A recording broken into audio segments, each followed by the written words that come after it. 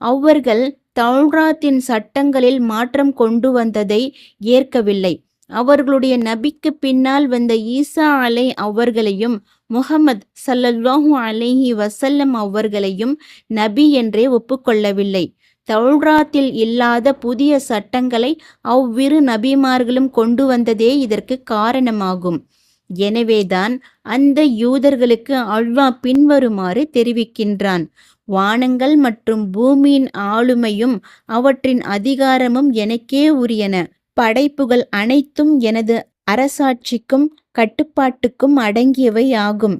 எனது கட்டளை மற்றும் தடை உத்தரவுக்கு கட்டுப்படுவதும் அதற்கு செவி சாய்ப்பதும் உங்கள் மீது கடமையாகும்.